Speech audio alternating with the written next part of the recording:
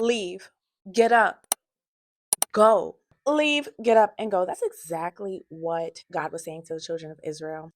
If you're new here, hi, my name is Jackie, and I am the Abundant Life Guru. I talk all things beauty, Bible, and money. Let's get into Moses and them, because Moses and the children of Israel, they gave him a run for his money. The children of Israel became increasing in number. Jacob died, Joseph died, and now there is about 2 million of them.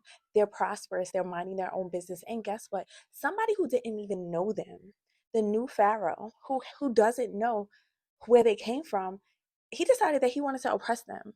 He only wanted to oppress them because he was scared that they would unite with their enemies and form an alliance and attack them. So he said, let's oppress them because they're becoming increasing in number. He then goes on to say, oh no, we are going to kill their children. It was a decree that went out that said that all male children must die when they're coming out the womb, right?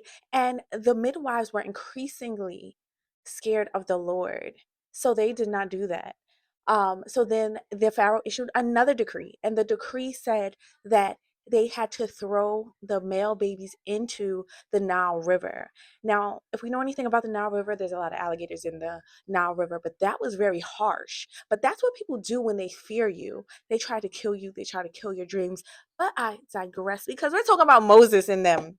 So now we have the birth of Moses, and Moses was birthed, and his mother decided to hide him. His mother was a Levite, which was the descendants of Levi. Are we following? Because if you watch my last series, you won't get into this. You watch this. So, if we know anything about the Levites, which we do, the Levites were men of war. In particular, Genesis 49, it says, Simeon and Levi are brothers. They were twins. Their swords are weapons of violence. Let me not join their assembly, for they have killed men in their anger. All right. So and even before then, they killed the men in the city that raped their sister. But let's get into it. Moses was born. His mother hides him for 3 months. When she could not hide him anymore, put him in a basket and then placed him in the river. His sister was watching and following behind the reeds just to see what happened. And he was found by the Pharaoh's daughter. Moses' sister then approaches Pharaoh's daughter and said, hey, do you want one of the Hebrew women to nurse him? She said yes. And she took Moses back to his mother. See, that's provision.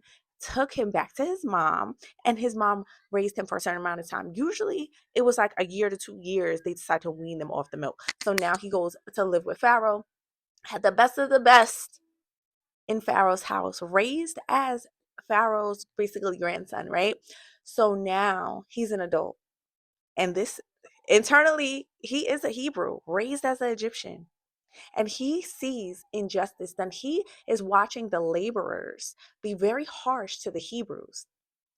And when he's seen this, he became angry. Remember, he's a descendant of Levi.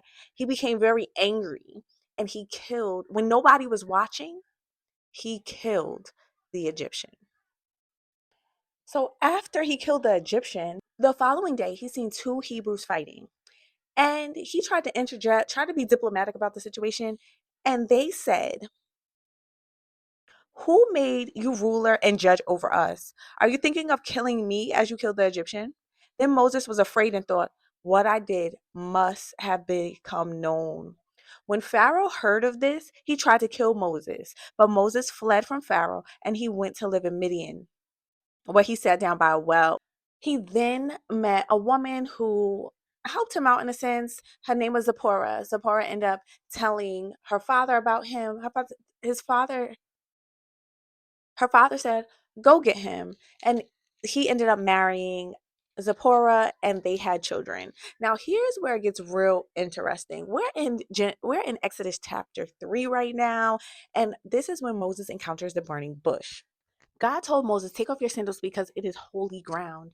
And he began to speak to Moses about the afflictions of the Hebrews. He began to speak to him about what was going on in the land that he left.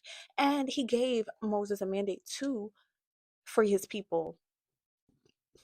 Moses says, who am I? Who am I that I should do this? He then goes on to say, well, when I go do it, who do I say? And God says, I am that I am sent you. And the elders of Israel, they'll listen to you. Moses then goes on to make another excuse and saying, well, I'm not eloquent in speech.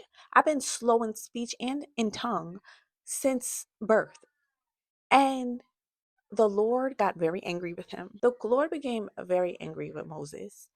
And even after that, Moses then said, no, I can't do this. Send somebody else. Get somebody else to do it.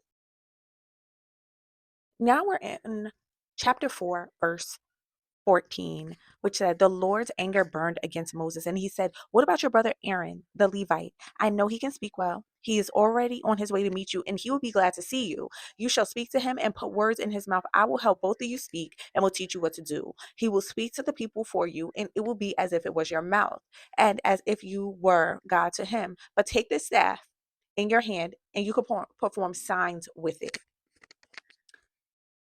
At this point, it's getting too good now. This is why we need to obey the Lord, because he'll get angry with us, okay? It's time to return back to Egypt. And Moses goes to his father-in-law, Jethro, and he says, I have to return back to my people. Jethro says, go, I wish you well. The Lord said, go back to Egypt, for all those who wanted to kill you are dead.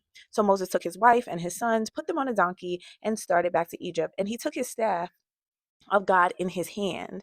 The Lord said to Moses, when you return to Egypt, see that you perform before the Pharaoh all the wonders I have given you the power to do.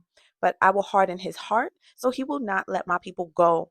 Then say to Pharaoh, this is what the Lord says, Israel is my firstborn, and I told you, let my son go, so he may worship me, but you refuse to let him go, so I will kill your firstborn son.